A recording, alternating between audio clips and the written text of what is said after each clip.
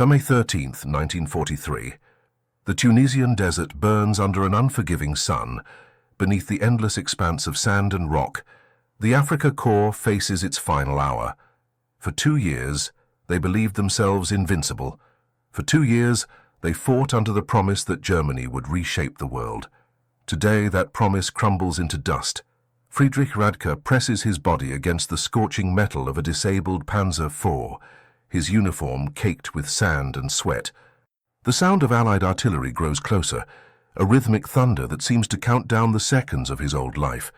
He is 32 years old, a veteran, a believer, and at this moment, watching the smoke rise from what remains of his battalion, he still clings to the certainty that this defeat is temporary, that the fatherland's superiority will prevail.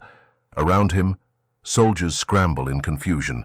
Some dig shallow trenches with bare hands. Others stare blankly at the horizon, where American and British forces advance like an unstoppable tide. The radio crackles with desperate orders, contradictory commands from officers who know the truth but cannot speak it. The African campaign is lost.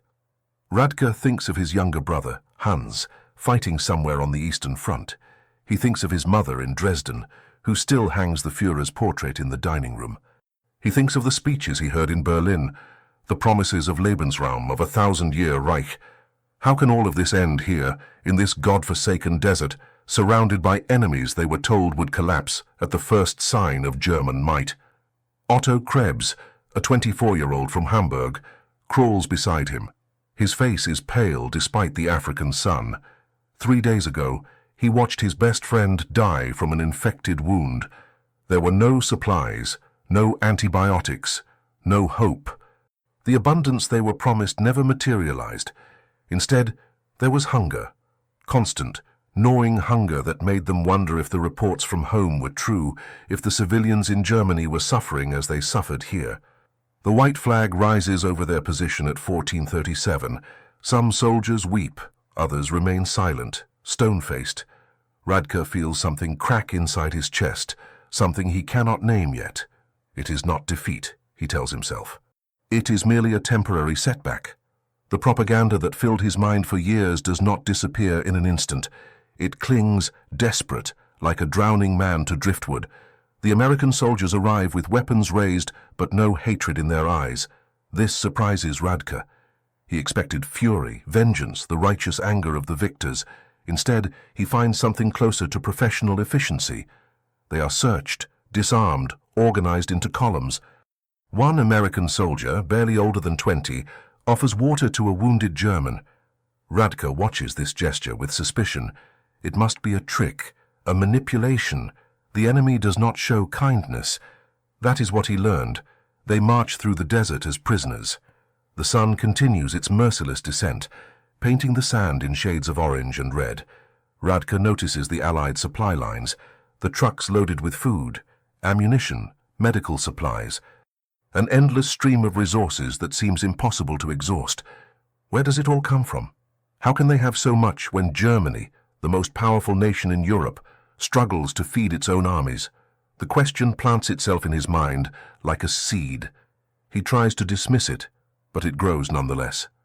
That night, in a temporary holding area surrounded by barbed wire, the prisoners huddle together. Some speak in hushed tones about escape. Others remain silent, processing the incomprehensible reality that their war has ended, not in glory but in capture. A chaplain moves among them, offering words of comfort that ring hollow against the vast emptiness of their defeat. Krebs sits beside Radka, staring at his hands. They shake slightly, a tremor he cannot control. He speaks in a whisper, as if afraid of being overheard by invisible authorities. Did you see how much food they have? The Americans. Their soldiers look healthy, strong. Radka wants to snap at him, to defend the superiority they were taught to believe in. But he remembers the hunger, the weeks surviving on minimal rations, the weakness in his own limbs. He says nothing. My sister wrote to me last month, Krebs continues. She said they are rationing everything in Hamburg, bread, meat, coal, everything. She asked if I could send food from Africa. He laughs bitterly. Food from Africa.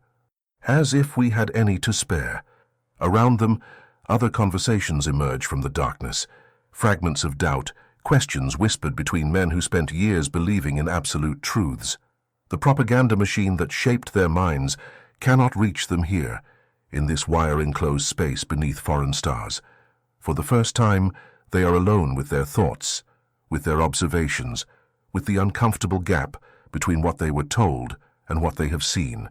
An American guard walks past, young and whistling softly to himself. He carries a pack of cigarettes and offers one to a German prisoner nearby. The German accepts, confused by the gesture. They smoke in silence, enemy and prisoner, sharing a moment of humanity that the propaganda on both sides insisted was impossible.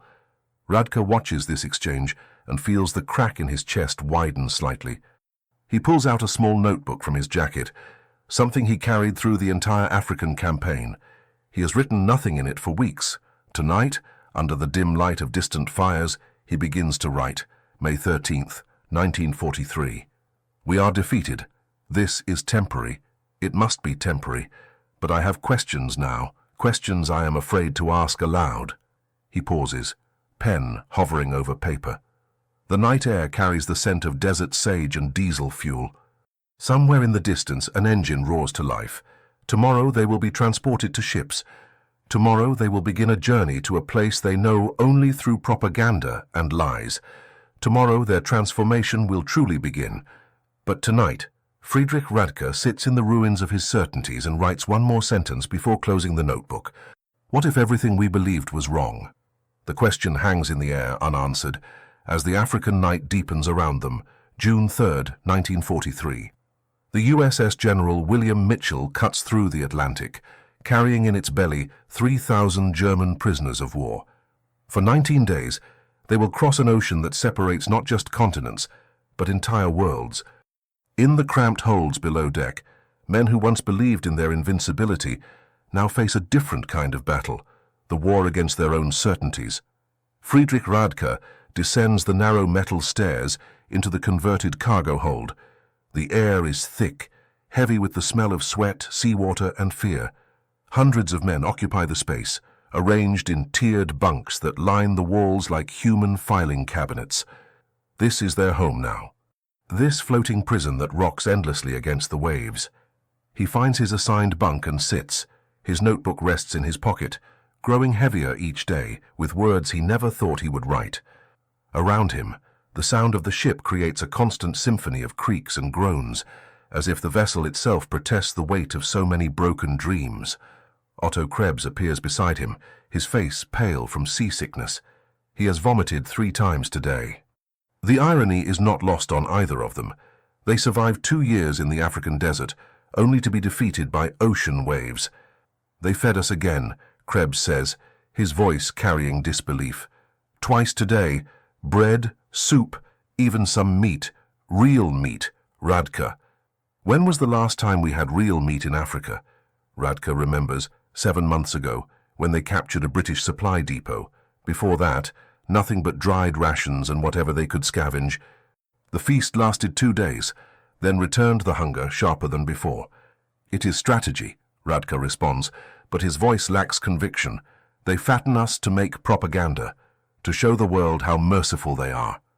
The food is not excessive, not lavish, but it is consistent, regular, reliable. 3 meals a day, every day, without fail. For men who spent months wondering where their next meal would come from, this consistency is more disturbing than any interrogation. A young soldier named Werner Hoffmann approaches them. He is barely 19, captured in his first major battle. His eyes still carry the shock of a child who discovered that fairy tales are lies. There are Americans teaching English classes, Werner says, excitement breaking through his hesitation. Voluntary. They say we can learn. An older prisoner, Sergeant Klaus Zimmermann, overhears and scoffs. He sits on a nearby bunk, arms crossed, face set in permanent disapproval. They want to corrupt us, fill our heads with their democratic poison. Do not forget who you are. But the question hangs in the air, unspoken yet understood by everyone. What exactly are they now? The war continues without them. The fatherland exists somewhere beyond this ocean, unreachable, perhaps unknowable. Here, in this iron belly, They are suspended between identities, between the men they were and whoever they will become. That night, Radka lies in his bunk, listening to the ocean push against the hull. The rhythm is hypnotic, endless. In the darkness, men whisper, some pray, others weep quietly, thinking no one can hear, but everyone hears everything in this place. Krebs climbs into the bunk below. His breathing is labored, still fighting the nausea. After several minutes of silence, he speaks. "My sister wrote to me last month, before we were captured. She said the rations in Hamburg have been cut again, that my mother trades her wedding ring for butter on the black market, that my nephew cries from hunger at night." Radka says nothing. What is there to say? They all have similar stories. We had one meal a day in Africa," Krebs continues. "Sometimes nothing. Here, on this prison ship, I have eaten better in 5 days than I did in 5 months. How is that possible?" The question is dangerous. To ask such questions is to pull at a thread that might unravel everything. But the thread is already loose. On the 7th day, Radka witnesses something that lodges itself in his mind like a splinter. An American sailor, young and freckled, distributes the morning meal. A German prisoner, angry and defiant, spits in his face. The sailor wipes his cheek, looks at the prisoner for a long moment, and simply moves on. No retaliation, no punishment. Just a slight tightening around his eyes, and then nothing. Radka writes about this in his notebook that night. He describes the incident, then adds a question he cannot answer. Why did he not strike back? What kind of discipline allows a man to accept such insult without response? Werner begins attending the English classes. Each afternoon, he returns carrying new words, like precious cargo. He teaches them to anyone who will listen. "Freedom," he says one day, pronouncing it carefully. "The American teacher says it means the ability to choose your own path." Zimmerman spits. "Nonsense. Freedom without order is chaos. The Americans are weak." But others listen. They repeat the word silently, testing how it feels.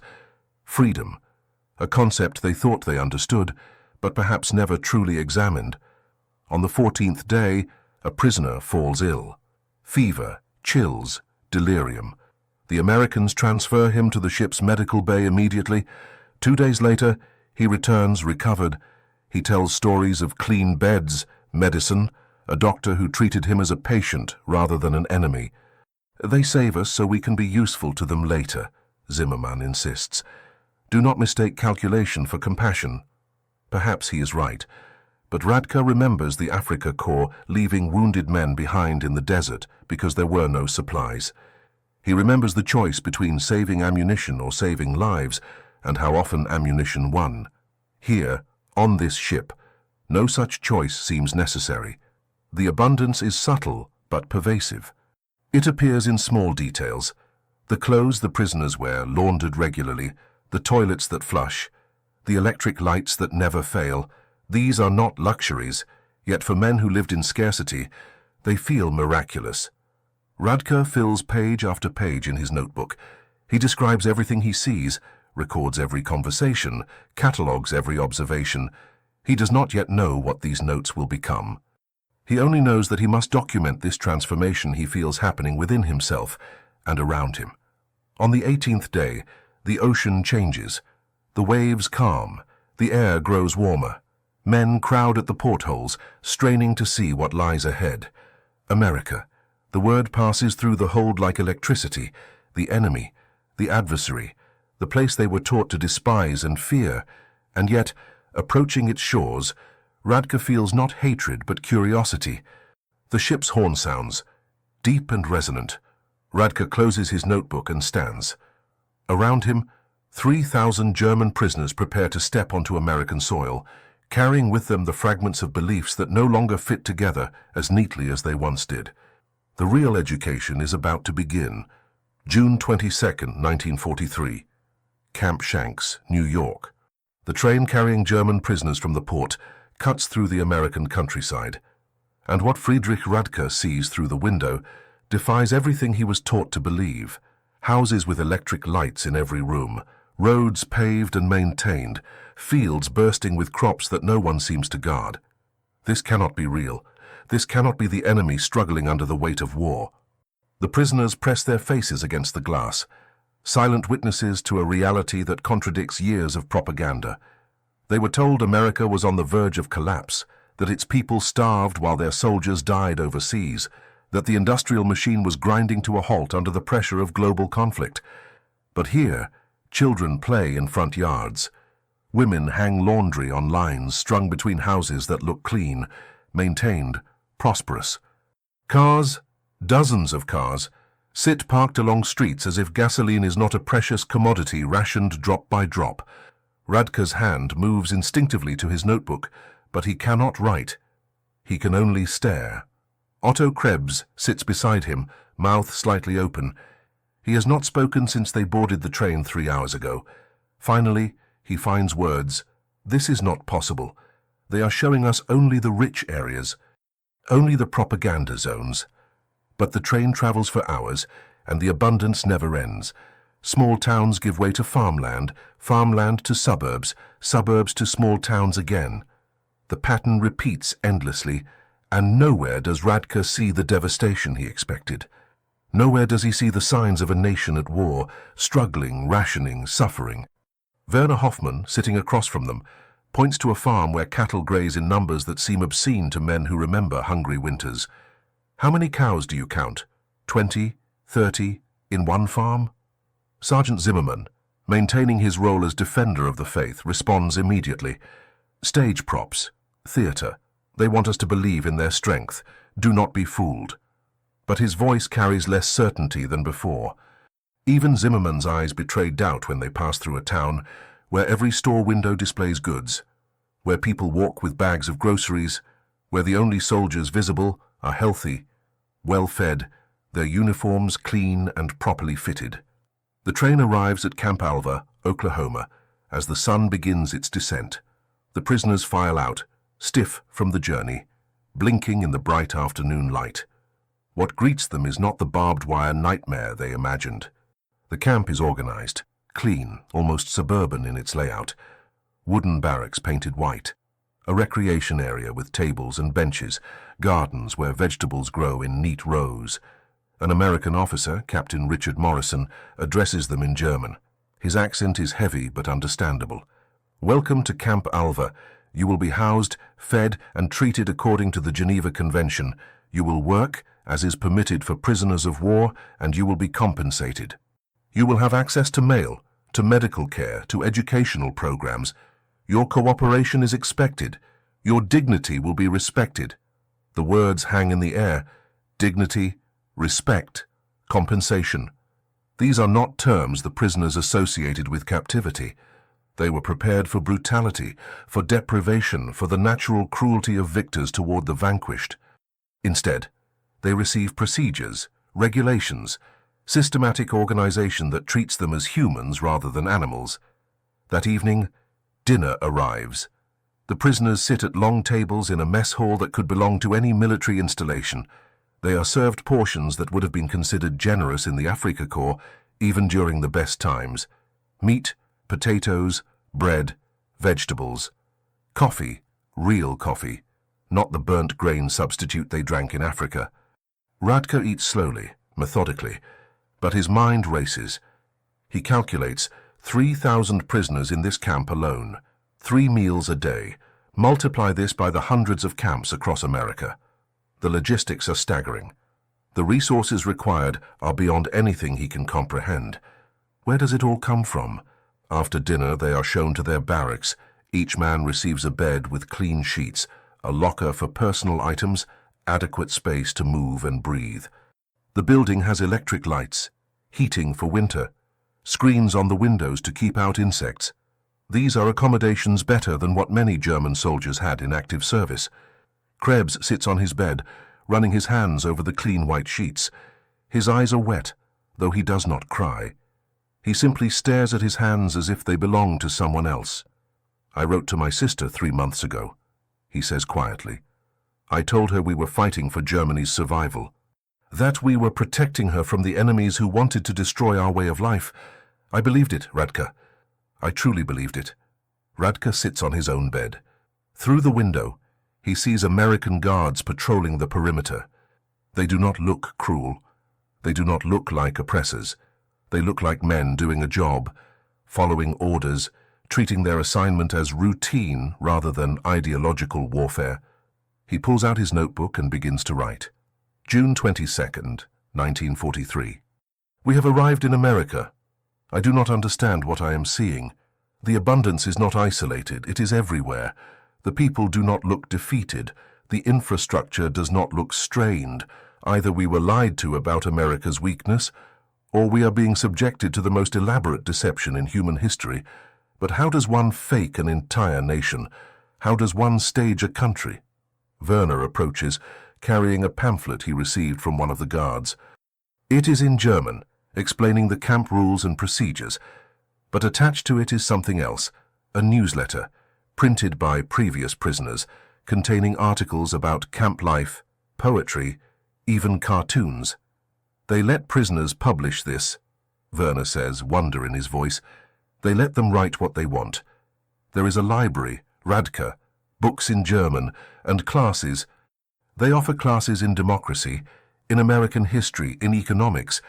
Zimmerman's overhearing stands and points an accusing finger. Indoctrination.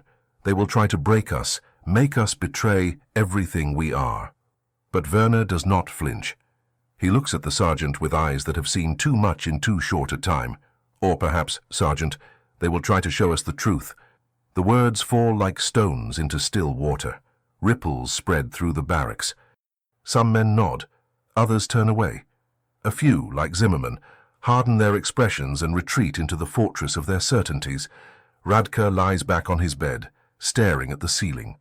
Outside, an American radio plays music, jazz, probably. The sound drifts through the evening air, strange and foreign, yet somehow not threatening. Tomorrow, the real education begins. Tomorrow, they will start to understand the magnitude of what they did not know. Tonight, they sleep in clean beds, bellies full, surrounded by an abundance that makes no sense in a world at war. July 15th, 1943. Camp Alva, Oklahoma. 23 days since arrival. Friedrich Radka stands in the camp library, surrounded by more books than he has seen in 3 years. Technical manuals, literature, history, philosophy, all available, all permitted. He pulls a volume from the shelf, an economic analysis of American industrial production, published in 1941. The numbers inside will haunt him for the rest of his life. The library occupies a converted barracks, lined wall to wall with shelves. An American librarian, Mrs. Eleanor Hayes, volunteers her time organizing the collection. She is perhaps 60, with silver hair and glasses that sit low on her nose. She treats the German prisoners with the same courtesy she would extend to any patron. This, more than anything, confuses them. Radka opens the book and begins to read. American steel production, 89 million tons in 1942. German production, 32 million tons. American aircraft production, 47,000 planes in 1942. German production, 15,000. The numbers continue, page after page, an relentless catalogue of disparity so vast it seems impossible. He closes the book and stares at the cover. These are not propaganda figures. This is a technical document, dry and academic, published before America entered the war. There is no reason to lie in such a text, no audience to deceive. Simply data, collected and analyzed with the dispassionate precision of engineers and economists. Otto Krebs enters the library, looking for him. He carries a letter, his hands trembling slightly. Mail call arrived an hour ago. His first correspondence from home since capture. My sister, Krebs says, his voice hollow. She says the bombing has started. Hamburg. The British came in May.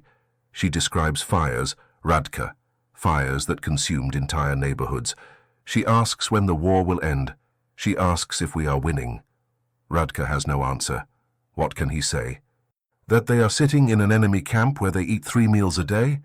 That they have access to libraries and education while Hamburg burns? That every piece of evidence suggests Germany is not winning, has perhaps never been winning, at least not in the way they were told. They walk outside into the Oklahoma heat. The summer sun beats down mercilessly, but it is a dry heat, different from the humid oppression of the African desert. Around them, the camp functions with mechanical efficiency. Guards patrol on schedule, meals arrive on time. The systems work because the systems are designed to work. A truck arrives at the camp gate, loaded with supplies. Radka and Krebs watch as prisoners, assigned to work details, unload boxes of food. Canned goods, fresh vegetables, sacks of flour and sugar. The abundance never stops. It arrives daily, reliably, as if the supply chain stretches back to some infinite source that can never be depleted. Werner Hoffmann approaches them, excited about something. He has been attending every class offered at the camp, absorbing information like a man dying of thirst. "There is a presentation today," Werner says. "An American economist is coming to speak about industrial production, about how democracies mobilize resources. Sergeant Zimmerman says we should not attend, that it is propaganda, but I am going. Will you come?" Radka and Krebs exchange glances. Zimmerman has become increasingly isolated, spending his time with a shrinking circle of true believers who refuse to acknowledge what their eyes show them. They hold secret meetings in the barracks, reminding each other of their duty, of their loyalty, of the sacred cause for which they fought. But the number of men attending these meetings decreases daily. Reality is a persistent teacher, and its lessons cannot be ignored forever. The presentation takes place in the camp's assembly hall. Perhaps 200 prisoners attend. The speaker, Professor James Mitchell from the University of Oklahoma, stands before them with charts and graphs. He speaks in English, with a prisoner translating sentence by sentence. The American economy produced, in 1942 alone, goods valued at over $150 billion. Of this, approximately $50 billion was directed toward war production. This represents a mobilization of resources unprecedented in human history, and this is only the beginning. Production increases month by month. The Ford factory in Willow Run will produce one B-24 bomber every 63 minutes by the end of this year. The translator struggles with the numbers. They are too large, too incomprehensible. One bomber every 63 minutes. The prisoners shift in their seats, uncomfortable with the implications. Professor Mitchell continues, explaining the concept of industrial capacity, of how democratic societies organize labor, of how free markets adapt to wartime needs. He is not boastful. He presents data with the detachment of an academic, but the data speaks volumes that no propaganda could match. After the presentation, a question period begins. Most prisoners sit in silence, processing what they heard. Finally, a young soldier stands. "Why are you telling us this? What do you gain from showing us your strength?" Professor Mitchell removes his glasses and cleans them thoughtfully before responding. "Because this war will end. And when it does, Germany will need to be rebuilt. It will need men who understand that there is another way, a way based not on conquest and domination, but on cooperation and mutual prosperity. You are here not just as prisoners, but as students. What you learn now, you will carry home. What you understand about democracy, about freedom, about the power of free people working together, you will teach to others." The answer hangs in the air. Some prisoners scoff. Others nod slowly. A few Turkish, like Radka, simply absorb the words, adding them to the growing catalogue of observations that no longer fit the worldview they once held. That evening, Radka writes in his notebook. His hand moves quickly across the page, trying to capture thoughts that come too fast to organize properly. July 15th, 1943. The numbers do not lie. The systems do not lie. We were told we were fighting for survival against enemies who wanted to destroy us. But what if we were the destroyers? What if everything we believed about strength, about power, about the natural order of nations, was built on a foundation of lies? The crack in that foundation grows wider every day. Soon, I fear, the entire structure will collapse, and I do not know what will be left of the man I thought I was. Across the barracks, Sergeant Zimmerman reads from a worn copy of Forbidden Materials, surrounded by his diminishing circle of loyalists. They speak in whispers about duty, about remaining true, about resisting the corruption of their beliefs, but their voices grow quieter each day. drowned out by the steady hum of an American camp that functions with the efficiency they cannot explain away, fed by an abundance they cannot deny. Built on principles they are only beginning to understand, the transformation continues, patient and relentless as the Oklahoma sun.